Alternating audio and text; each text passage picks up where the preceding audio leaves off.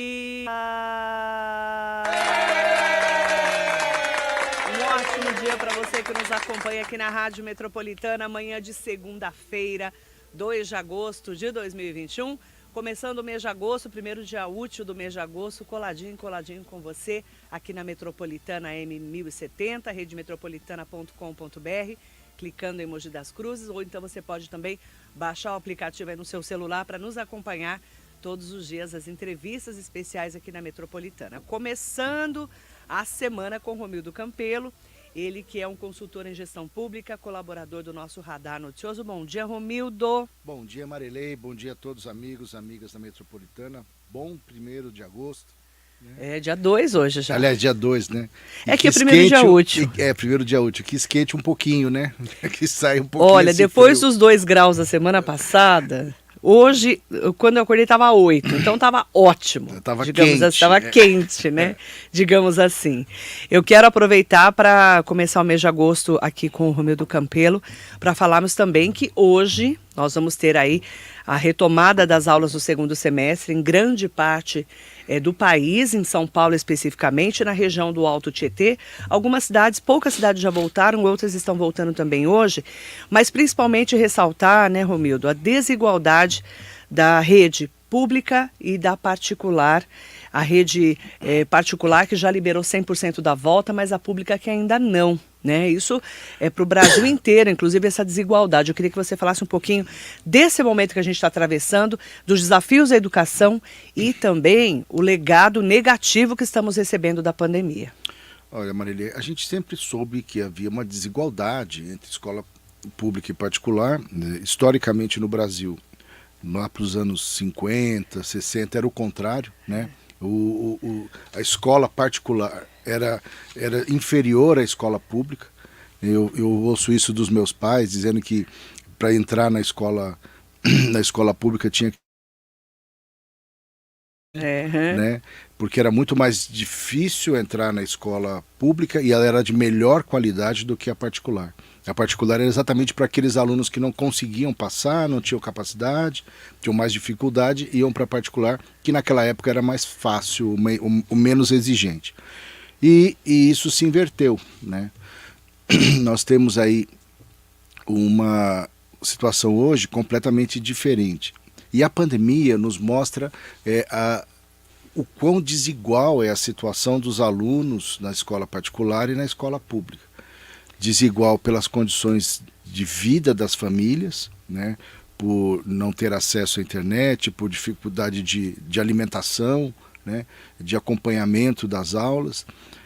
E agora, com a volta às aulas, a desigualdade se acentua mais ainda, porque você tem aí, na escola particular, grande maioria com quase 100% ou 100% dos alunos presentes, né, de maneira presencial. Na escola pública não, será um percentual em torno de 50%. E a dificuldade de adaptação que todos tiveram nesse período. O ensino híbrido, eu penso que ele será uma ferramenta que fica, mas como complementar, dependendo da idade do aluno, não dá para o aluno aprender tudo sozinho, né? Ele precisa ter o professor, ter o acompanhamento pedagógico. Ele pode ter um reforço escolar à distância, um reforço, dependendo da idade, um reforço escolar, tirar dúvidas, rever aulas, mas é fundamental a presença do prefeito, do professor, do acompanhamento pedagógico. E a gente vai sentir isso agora, nessa volta, que precisa voltar, precisa.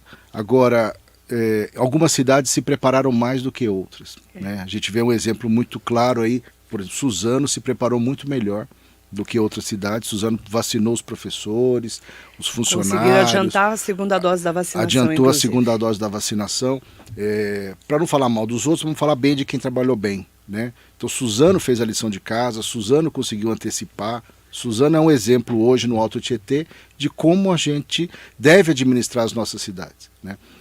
adiantar a segunda dose, porque o professor e todo o corpo escolar, quer dizer, os funcionários, os profissionais da os educação. profissionais da educação, porque a escola não se faz só com o professor, Exatamente. se faz também com os professores. Tem a diretor, tem a merendeira, tem o assistente escolar, quer dizer, uma série de profissionais para que a escola aconteça e funcione.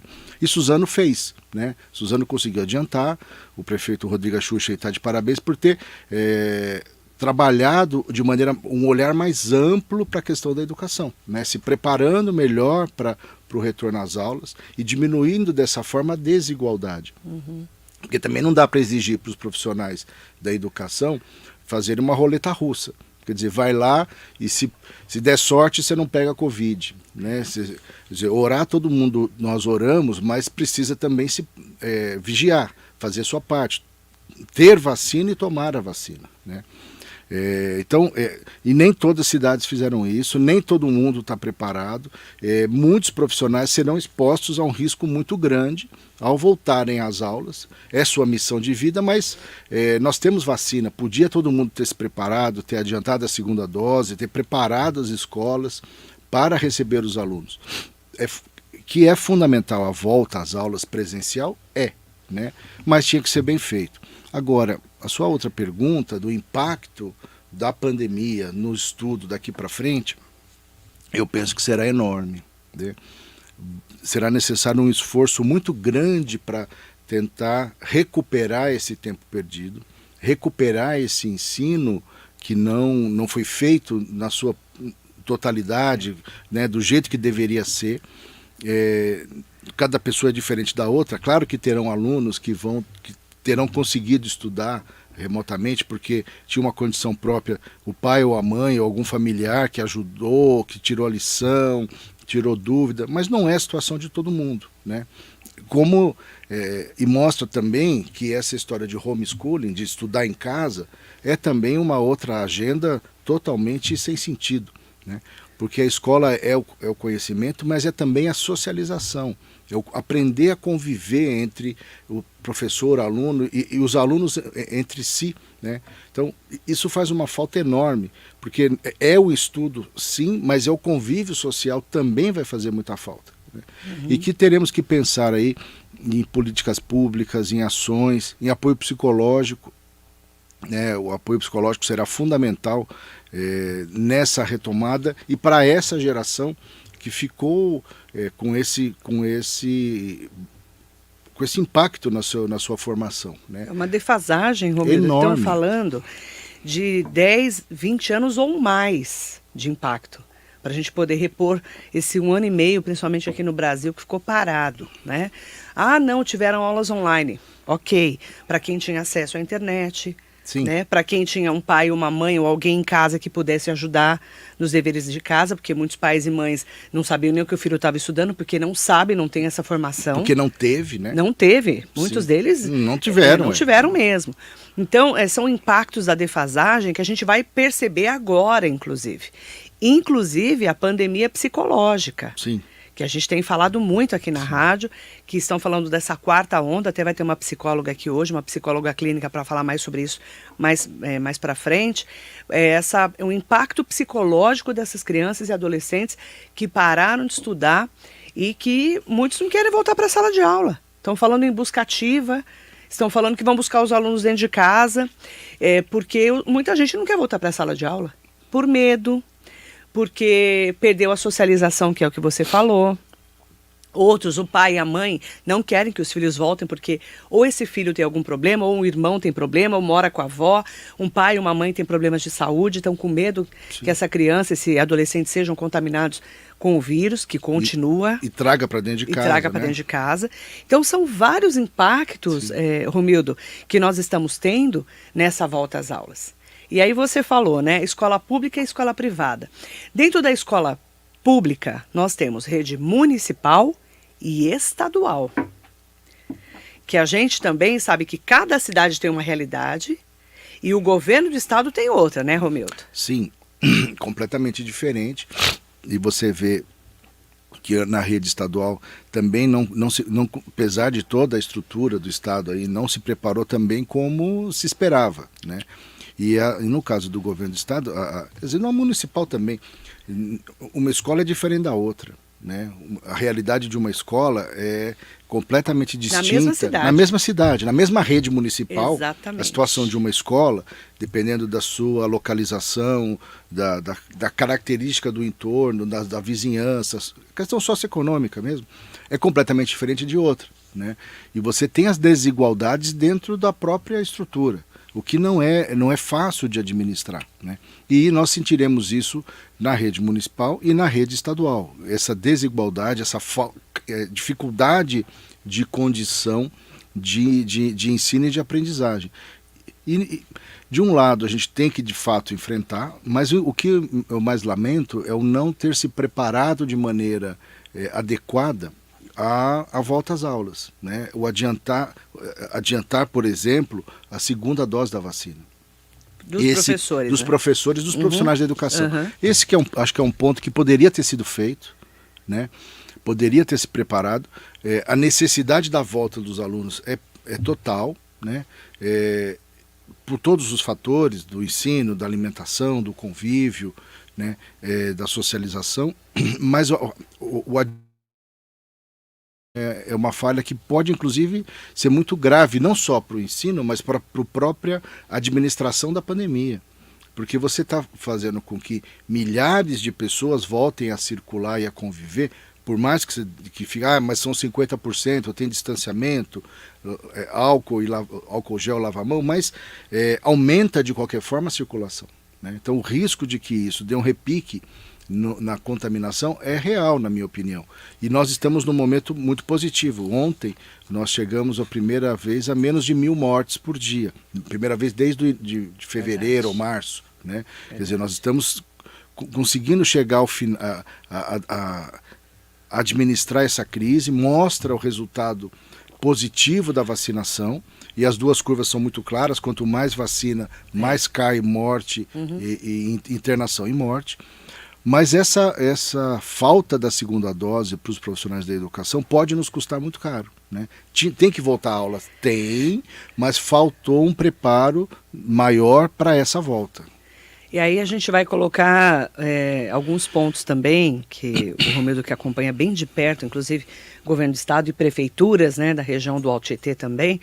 É importante a gente ressaltar, né, Romildo, que nesse momento, você falou da desigualdade das escolas municipais, de uma mesma cidade, e das escolas estaduais também, que algumas com 2.000 alunos, que vão voltar aí com metade da escola, né?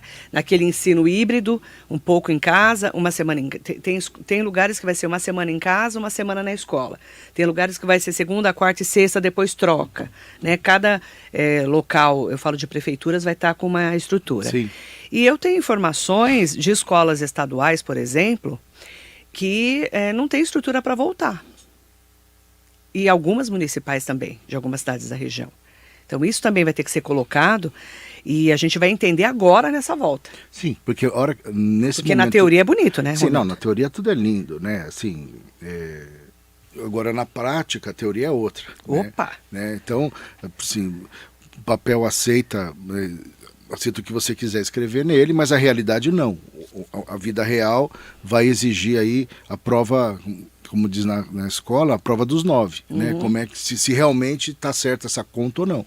E a gente vai sentir isso a partir de agora, com a volta às aulas. E certamente terão ajustes, terá dificuldade, a gente vai sentir isso, você vai sentir isso aqui na rádio, certamente com a reclamação dos pais, que certamente vão se manifestar aqui na rádio, e isso terá que ser muito bem ouvido. Eu não sei como é que funciona hoje as ouvidoras das prefeituras, mas esse canal de comunicação com os pais, com os alunos, precisa acontecer para que a gente tenha informação para administrar e ajustar à luz da realidade. Né? Porque uma coisa é a teoria e outra coisa é a prática. Algumas escolas vão caminhar bem e outras não.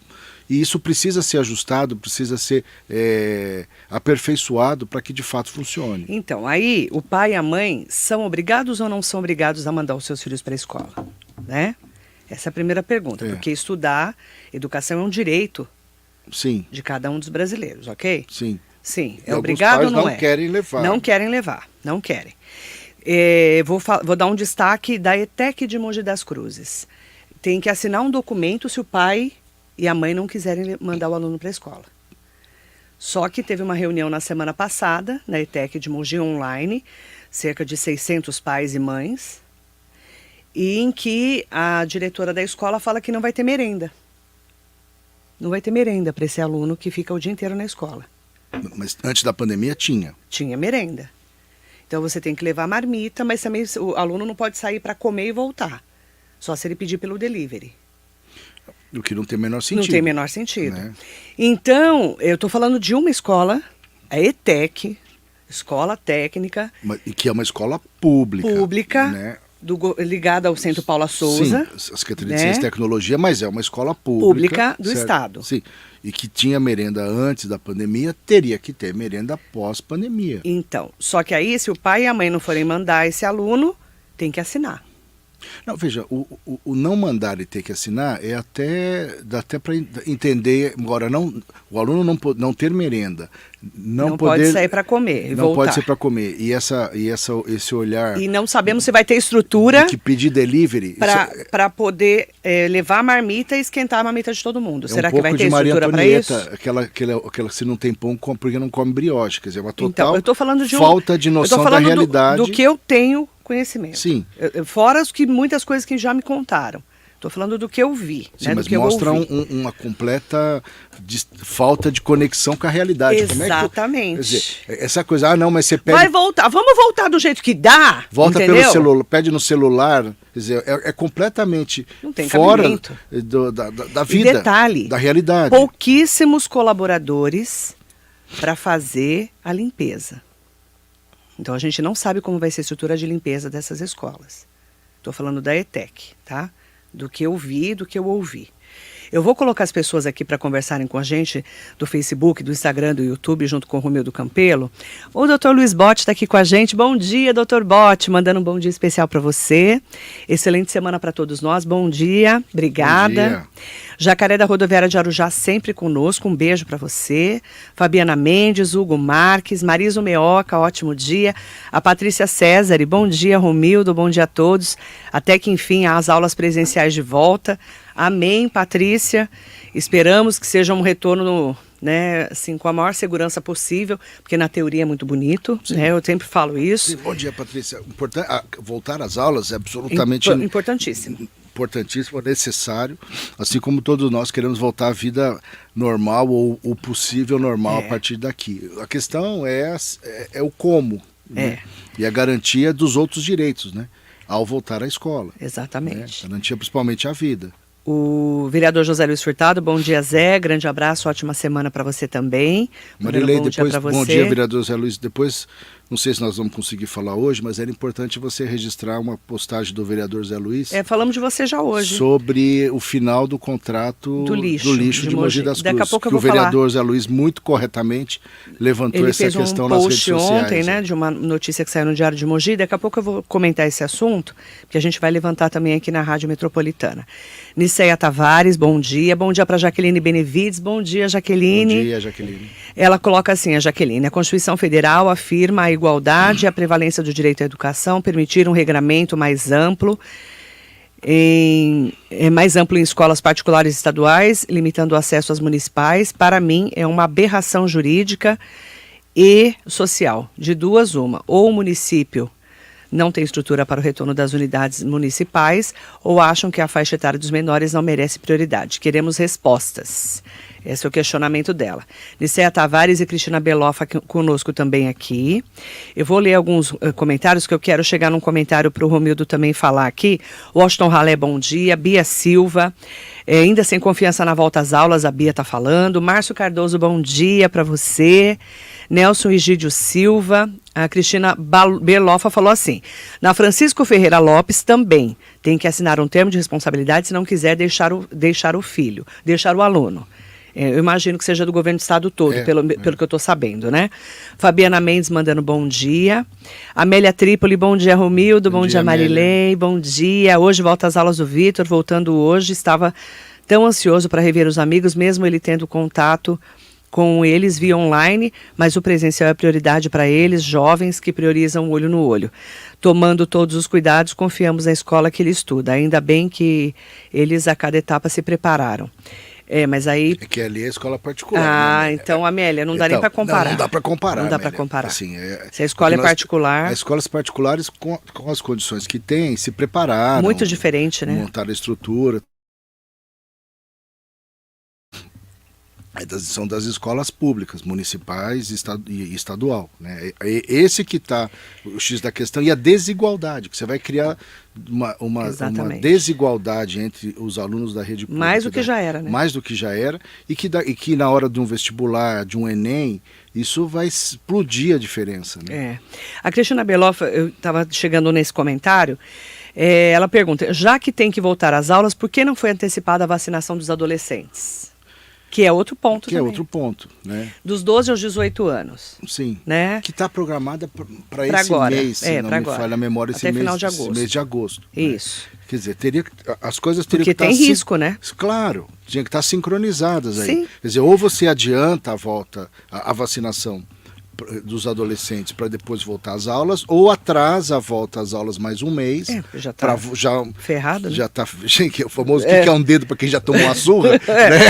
Não vou nem comentar esse assunto. Né? Quer dizer, ou você atrasar mais um mês e volta professores com a segunda dose e os alunos pelo menos com uma dose. Né? Seria, na minha opinião, o mais racional. Ou antecipava isso, ou atrasa um mês a volta às aulas. A Cláudia Pereira Bondanza traduziu aqui o que a gente está sentindo. Bom dia, coração na mão com a volta às aulas hoje, crianças sem vacina e muitos pais que só tomaram a primeira dose. Sim. Que é o meu caso. O meu também. Certo? E criança sem vacina. A criança que eu falo é adolescente, né? De 12 a 18. Fernanda Serrão está aqui. Bom dia, Marilei e Romildo. Tenho 2 filhos na escola pública estadual. O papel dos pais na escola apoiando o aluno é fundamental. Em uma sala de 40 alunos, apenas, em média, 9 alunos entregaram os trabalhos propostos. A falta de acesso é um fator, mas o empenho familiar também é de suma importância. E aí, Fernanda, para os pais que têm estrutura de ensinar os alunos, de ter internet, de ter computador, de ter celular, de saber ensinar e até dar um respaldo para esse aluno. Não, e de saber o conteúdo mesmo, né?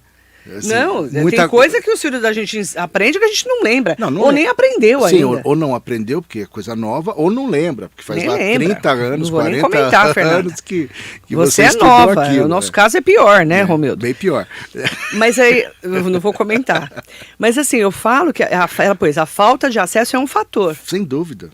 E o empenho familiar também é de suma importância. Mas esse empenho com estrutura é fácil. Não, e veja, não só a estrutura é fácil, há uma questão aí de vocação, de capacidade, né? Nem sempre é má vontade, mas pode ser falta de quem está tendo dinheiro numa família de classe baixa para pagar a internet? Não tem, é muito difícil. Até porque assim, você está num ciclo vicioso, né? Você tem a pandemia, perda de emprego, o mercado de trabalho cada vez pior, quer dizer, são fatores que se juntam e fica pior ainda. E a internet vira supérfluo, você concorda? Nesse momento que você precisa comer? Claro que a nossa Fernanda nossa ouvinte colocou, Fernanda Serrão, ela está corretíssima, certo?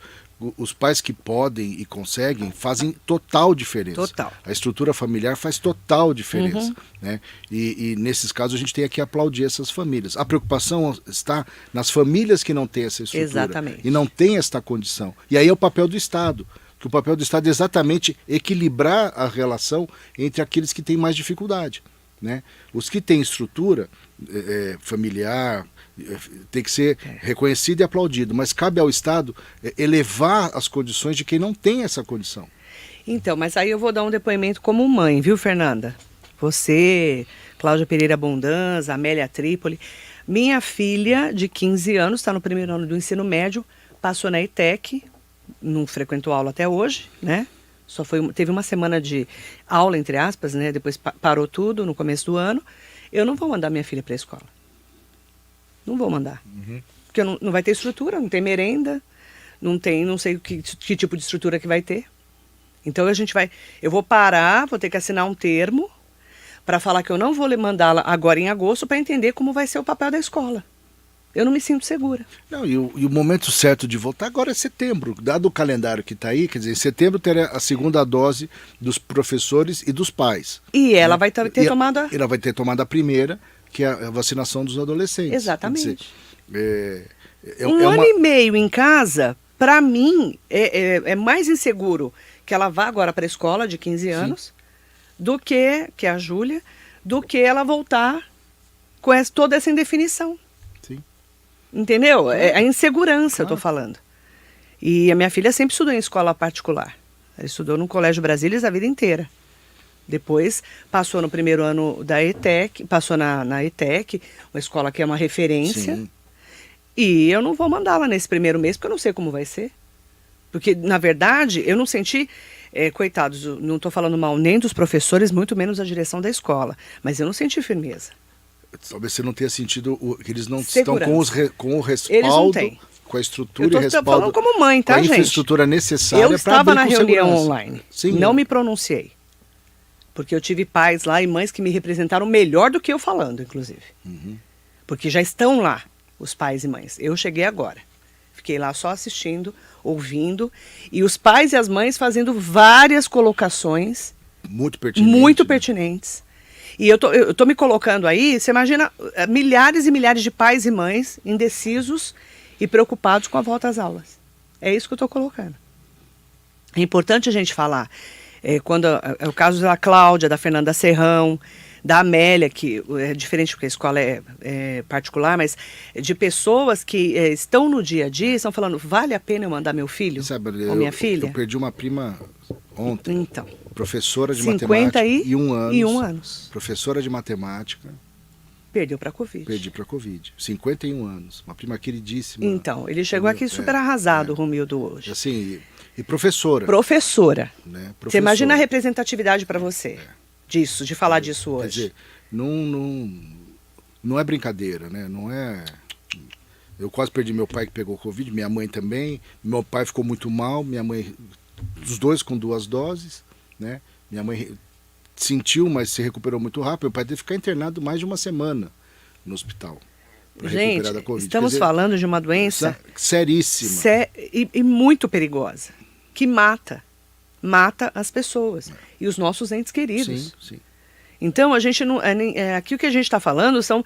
A gente está fazendo comentários, mas são comentários, sim, inclusive, do nosso convívio. E, de novo, quer dizer, ou antecipava, ou a vacinação e preparava, ou espera mais um mês. Se a gente não tinha... Porque a China atrasou o insumo, são fatores que não tinha controle, e eu não vou criticar por causa disso, porque não tem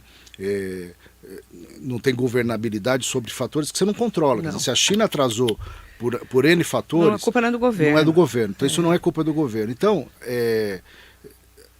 adiasse mais um mês a volta às aulas, mas com todas as condições. Que precisa voltar à aula presencial? Não tenha dúvida que precisa. Né? Mas com o professor e os profissionais de educação vacinados e com segurança, com merenda escolar, que também é fundamental por todos os motivos que a gente sabe, para que o aluno esteja bem e possa aprender. E de novo ressaltar, não tem equipe para limpar a escola adequadamente, pelo menos no que eu vi até agora. E a culpa não é da escola, não. Não, tá? o problema é bem mais amplo. Bem mais amplo. Solange Vu, bom dia, Marilei. Atuante Romildo Campelo. Marilei sempre trazendo excelentes pautas para o bom debate. E é o nosso papel, né, Solange? É colocar o dedo na ferida e colocarmos as pessoas também para, junto com a gente, pensarmos que caminhos são esses que a gente está tomando nesse momento, né? Duda Penáquio está aqui. Aproveitar para mandar bom dia também. Cristina Beloff, eu também não tenho segurança em mandar meus filhos e não vou mandar. E eu entendo você, Cristina, total. Maria Souza Oliveira, feliz semana, que as aulas voltem, mas com segurança total para as famílias em vulnerabilidade social.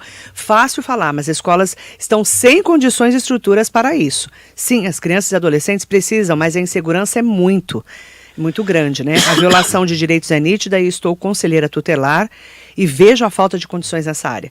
Se você, Maria, está no dia a dia, você sabe exatamente o que a gente está falando aqui. Danilo Tomazulo de Vicente, Ana Cláudia. Ana Cláudia falou, Salesópolis não vai iniciar presencial nesse mês, mas se fosse iniciar, com toda certeza, eu não iria mandar minha neta. Infelizmente, não temos estruturas para voltar às aulas presenciais. Esse vírus mata e não devemos voltar por voltar, mas voltar com segurança. Salesópolis não volta agora, porque eles eles querem esperar os professores vacinarem. Não, tá certíssimo, nem sabia mesmo. Disso, mas eu conversei com o prefeito, tá falei correto, com o prefeito, né? Falei com ele e ele falou que quer que os adolescentes também já retornem, pelo menos com uma dose vacinados. Sim. A preocupação é muito grande. E eu entendo, Ana, o que você está falando. A gente tem que elogiar o governo do estado de estar conseguindo antecipar a vacinação. Sim. Certo? Sim. Então está corretíssimo. Criou-se inclusive uma corrida positiva entre os estados para ver quem vacina mais rápido. Isso mesmo. Né? Tem que mérito para o governo do estado de São Paulo, mérito para o Butantan, tudo que fez, esse adiantamento da vacinação, ótimo. Agora, a Secretaria de Educação está errada. Quer dizer, essa falta de sincronismo entre as ações está errado. Né? Não dá para correr esse risco e fazer tudo atropelado desse jeito. O que é um mês a mais nesse momento? Já estamos na roça, né? Mais profunda. Então, o que eu quero trazer o destaque aqui, para todos nós que estamos acompanhando, né, que estamos contando com a participação de todos vocês para esse debate, é voltarmos com mais segurança e realmente com que a gente tenha essa certeza de que vamos voltar da melhor maneira que nós pudermos, né? Francisco de Paiva, bom dia para você. Fechando esse tema da educação, eu quero dizer que essa semana nós vamos falar várias vezes sobre educação aqui e também ouvirmos as pessoas que quiserem mandar para a gente. Pode mandar no 945-452-690, que é o nosso WhatsApp, ligar para cá 4799-2888, para falar dos problemas das cidades da região, das escolas municipais ou estaduais, até para a gente entender melhor e ouvirmos o outro lado.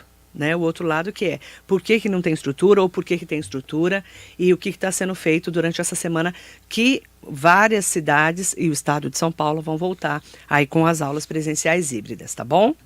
Outro ponto que eu quero trazer destaque com o Romildo é sobre o movimento contra o pedágio em Mogi das Cruzes.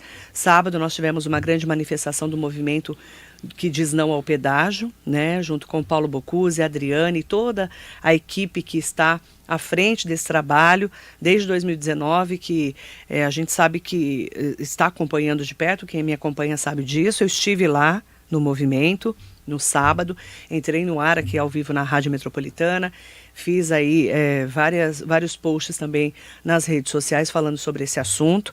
E a grande preocupação, Romildo, você que acompanha de perto esse assunto, é essa, né? Essa movimentação jurídica, essa movimentação popular e também política, né, da região do Alto Tietê contra o pedágio. Claro que Mogi tem que ser a protagonista, porque Mogi das Cruzes aqui é a cidade onde vai ter o pedágio, né? E não é um, são dois. Só que o território de Mogi, da Mogi Dutra, é Mogi. Lá na Mogi Bertioga já é Bertioga. Então, a gente está lutando nesse momento para não simplesmente colocarem um pedágio no meio da cidade. Eu queria que você comentasse sobre esse assunto. Olha, Marília, o pedágio lá na Mogi Bertioga, ele até tem sentido, né? Eu sempre, passando depois lá de Manuel Ferreira, certo? Sim. Que a partir dali só passa ali quem realmente vai para a praia, né? Até vejo o sentido de ter um pedágio, né? Porque é um pedágio para manter a rodovia Mogi Bertioga, suas expansões, manutenção e tudo mais.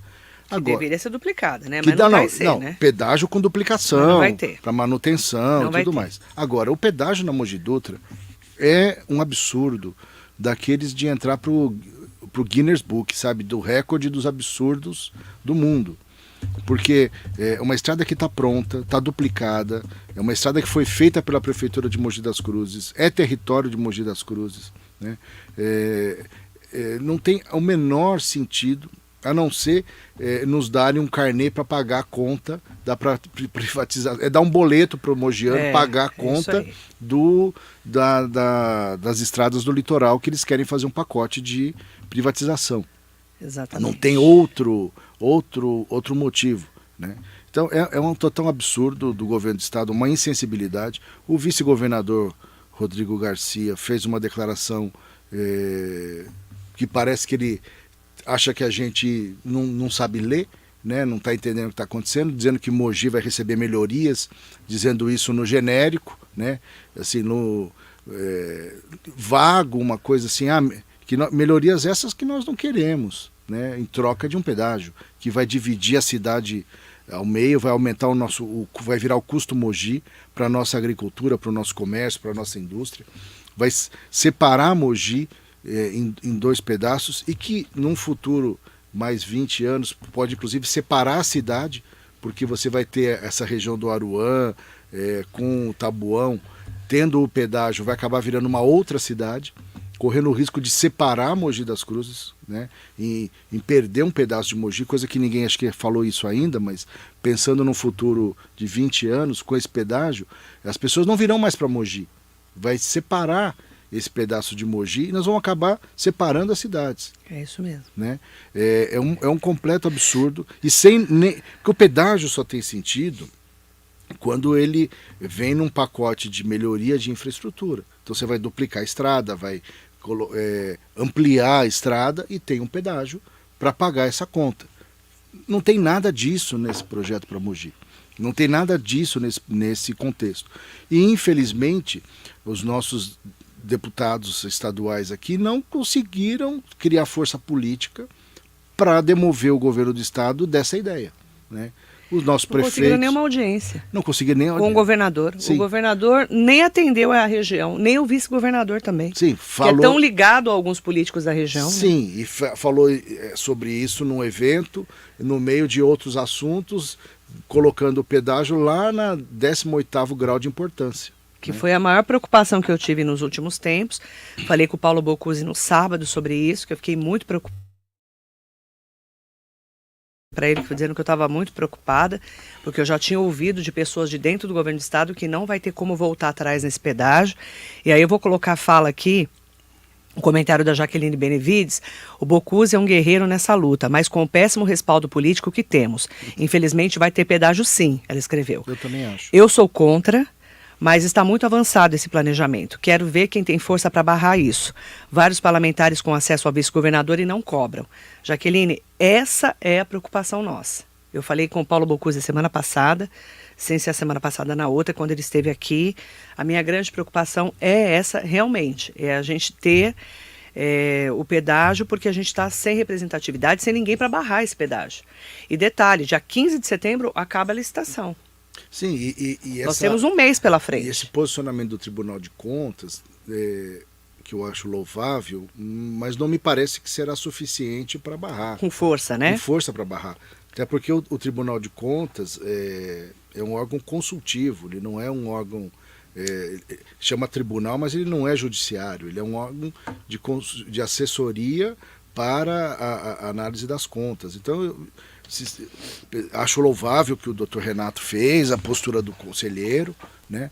Mas não me parece que será suficiente para barrar essa licitação. Né? Daqui a pouco nós vamos falar mais sobre esse assunto, tá?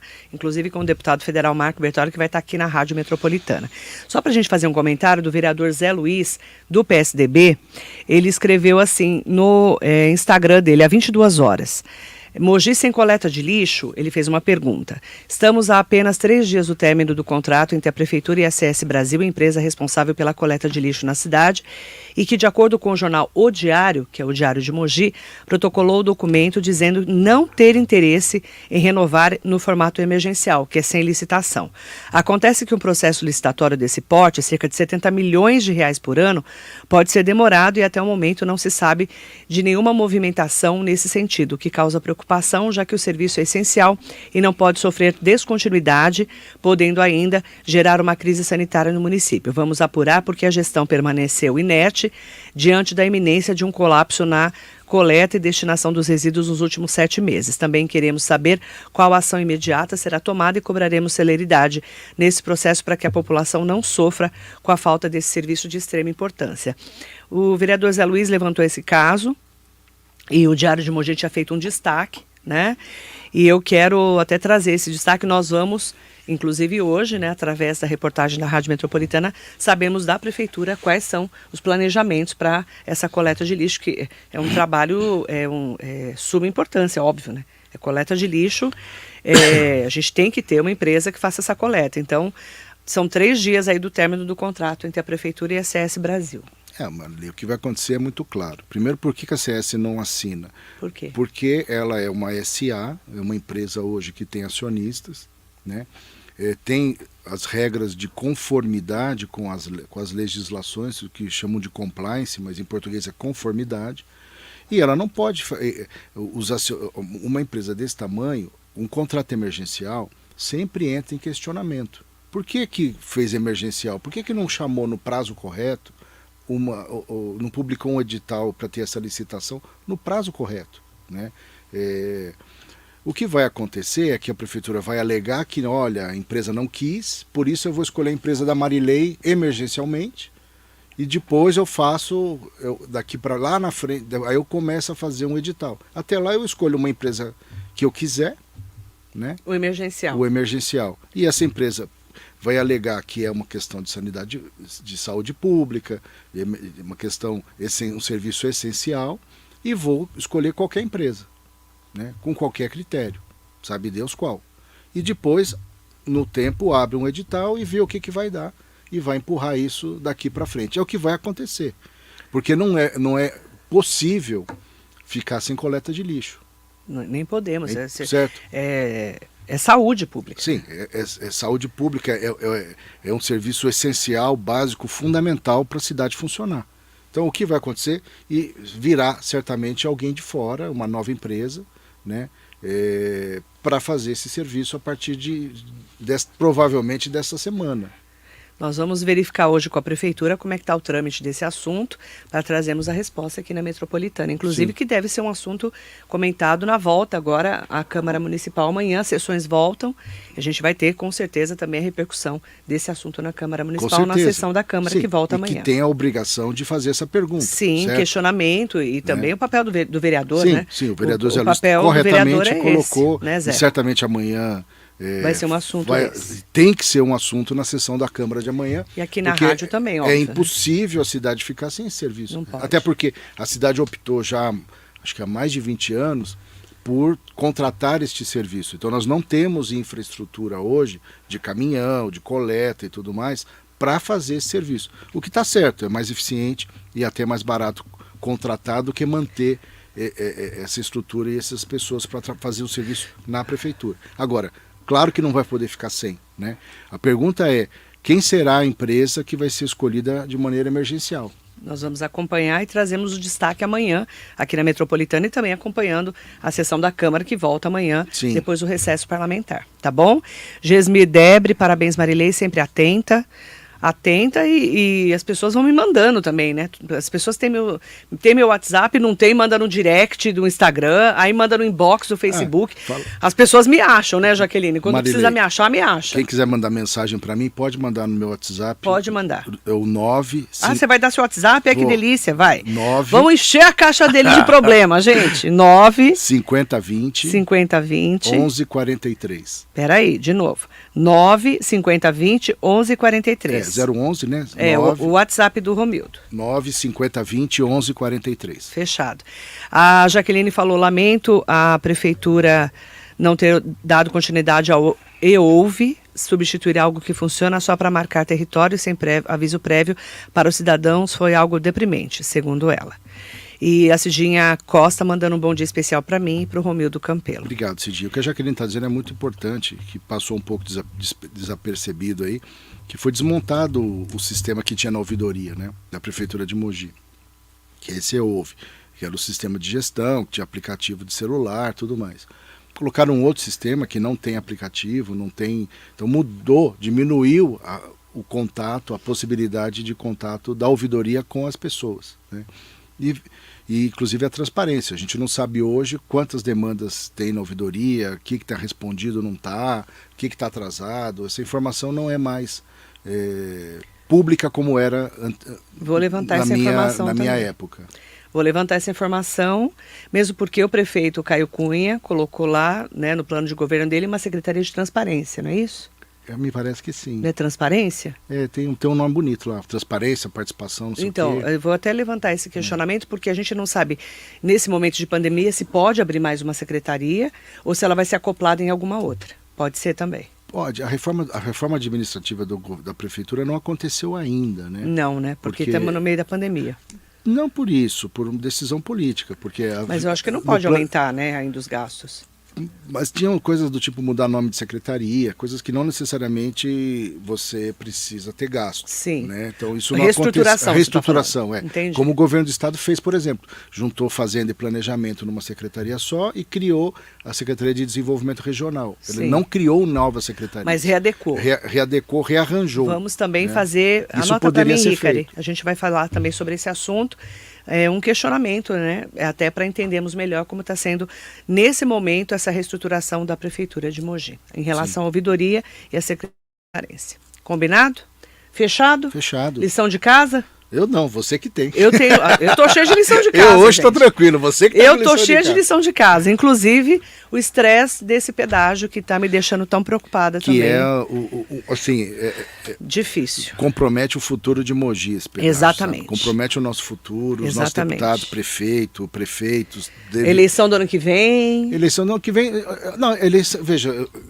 O pedágio é um problema para o governo do ponto de vista da eleição do ano que vem. Eu estou preocupado com Mogi, com o futuro de Mogi. O que isso vai impactar a nossa cidade? A nossa cidade, o desenvolvimento 30 anos da cidade. Ferrada. Sim. Impacto para tudo. Espero estar aqui daqui comércio, indústria, o nosso cinturão verde, para o nosso dia a dia da cidade, isso daí nós estamos ferrados. Escreve o que eu estou falando, talvez daqui a 20 anos isso aconteça. Esse pedágio vai dividir Mogi, não só temporariamente, vai gerar um movimento futuro de separar a região norte de Mogi das Cruzes.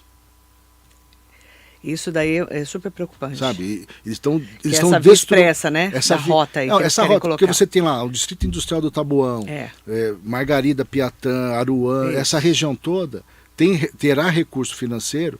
Por que ele vai começar a vir? Não dá para vir para Mogi como vem hoje. Em 10 minutinhos você está aqui, certo? Você vai ter um pedágio no meio. Esse é um ponto que isso a gente vai segregar, vai separar essa região de Mogi. E Mogi vai ficar menor. Do ponto de vista de cidade, de geografia, de população, de força de cidade. Vamos voltar nesse assunto, Romildo. Eu estou super preocupada. Sim, eu também. É um absurdo o que o governo está fazendo conosco, é um absurdo a falta de capacidade de reação. Fiz uma declaração sábado também lá no Movimento contra o Pedágio, que eu me posicionei como jornalista e como cidadã também de Mogi. Eu já até falei, o político que trouxer esse pedágio para cá, que é o Dória, governador João Dória, tem que falar os nomes. E o Rodrigo Garcia. E o vice-governador Rodrigo Garcia não tem o meu voto. Sim. Eu, como cidadã, não voto neles. Se eles trouxerem o pedágio para cá, eu estou falando como cidadã mogiana que eu sou. Eu não voto nesses candidatos. Eu falei isso sábado, lá no meu pronunciamento. Não, o que eles estão fazendo conosco, com a nossa cidade... E votei neles, viu? Eu não, mas... Eu votei neles. Eu claro que não, votei no Márcio França. Você sabe que eu votei neles. Eu sei que você votou neles. Né? Mas você votou no Márcio França. No Márcio França, agora, e que jamais faria um pedágio de Mogi, nem o Alckmin. Mas o que estão fazendo, a resposta é essa mesma, nunca mais votar neles, porque o desrespeito, a falta de consideração conosco... Acreditei que era o melhor para a nossa região do Alto Tietê. E o que eu ganhei? Um pedágio. Um pedágio.